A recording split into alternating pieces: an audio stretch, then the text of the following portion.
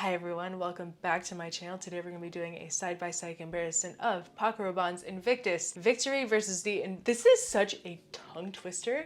Invictus Victory versus the new Invictus Victory Elixir. Say that 5 times fast. The new Invictus Victory Elixir was just launched and I wanted to do a side-by-side comparison because another flanker. I feel like there's so many questions that go through your head when there's a new flanker release. Do I need both? Which one would be better for me? Which one do I pick? What is the difference between the two? So I'm going to tell you guys the differences between them today. So let's get into it. Just jump right into it with Victory. This one came out in 2021. I have to make sure that the bottle is the same because they're pretty similar. Just the new Elixir is more like a clear blue gradient versus Victory is just black. We love a good focusing moment. Jeez. Invictus Victory. This opens with, let's just spray it, and God, it's the same very obnoxious, that noise. I don't know if I like it or not. I know that some people think that the Paco Rabanne bottles are a little on the tacky side. Yeah, a little tiny bit, but at the same time, I kind of like it. It's a little different. You know, they're doing things a little outside the box than most other brands. So it's kind of iconic at this point, right? It would be weird if they did it any other way. So I'm gonna mess up every time I try to say this. Invictus Victory opens with pink pepper with a mid of lavender. Both of these have very, very, very minimal note listings. It has olibanum with a base of vanilla, tonka bean, and amber. Pretty simple. I'll say in the opening with this one, it opens pretty sweet. It's subtle. It's not like a really in-your-face sweetness.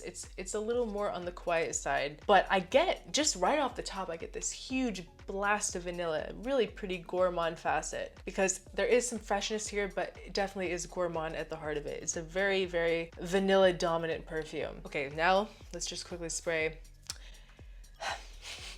Invictus Victory Elixir and see what it's like. Same type of spraying situation, same sound. Maybe it'll grow on me. I've talked about this perfume before. I've done reviews on it in the past. When it first, well, not when it first came out, but when I first got it, I did a full review of it. And this one opens a lot sweeter than the original Invictus Victory. Very important part. Invictus Victory. Much sweeter, and definitely not as much vanilla, but definitely a lot sweeter. You can tell they're kind of related, but definitely with the Victory, I just get a big blast, that blast of vanilla in the beginning. And it's much, much, much more toned down, nowhere near as sweet as the Elixir. There's just something really sexy about the Elixir, I'm sorry. My first impression on Victory versus the Elixir is that the Victory seems more serious. It seems more quiet, serious, maybe even an office fragrance if you don't want just a typical fresh and clean office scent. I think this one would be really good if you like vanilla. But at the same time, it could be sexy, cozy, Netflix and chill kind of scent, because I don't imagine that this is going to be projecting off of your body very much, but it is very cozy. The vanilla is really good in this. It is a really good fragrance. I feel like I smelled it in the past and I didn't really like it that much, but I've tested it a couple times since I got the bottle and I really like it. I do really enjoy it. This one is definitely more unisex. I personally think that I would wear this just because it's a very simple, slightly sweet vanilla. It's pretty easy to pull off for a man or a woman. And this one, just immediately, much younger, much more playful, much more flirty and kind of in your face, very inviting and sexy. This is a perfume that you just want to you want to eat the guy that's wearing this. Definitely much, much, much stronger than Victory too. You can just tell right off the bat. This one is one that is loud. And well, I've worn this and I've had guys wear it as well to test it.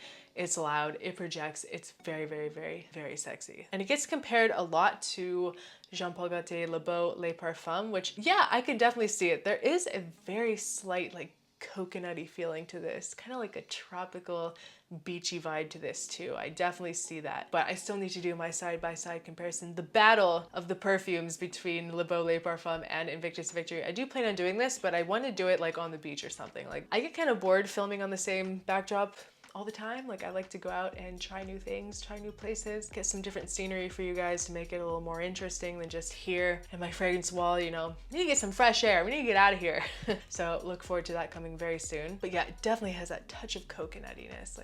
I definitely smell it. It's a little more dimensional feeling, a little more, I don't want to say it's really spicy because I don't I don't really think it's that spicy. I don't know if I said the notes in this. Okay, so the note breakdown in this, also very, very simple. Olibanum, very similar. Tonka bean, amber, and vanilla. So there's nothing like really spicy in here. More dimensional, but not really spicy. Like I don't really get any crazy peppery cumin, like kind of cardamom kind of thing from this at all. It's just a very sweet, fun, playful, slightly coconutty vanilla versus the Victory. It's just so much more toned down. It kind of reminds me very slightly of Eau Duelle in a way.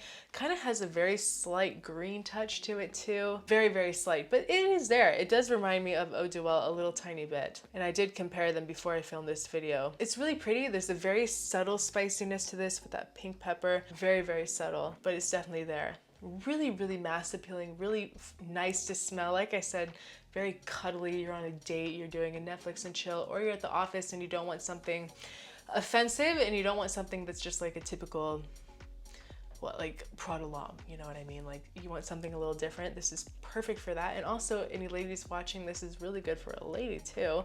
I definitely can see myself wearing this. But if you want to get the compliments, if you want to turn heads, if you want to catch the attention of all the ladies and something that is a little more masculine leaning, definitely go for the Victory.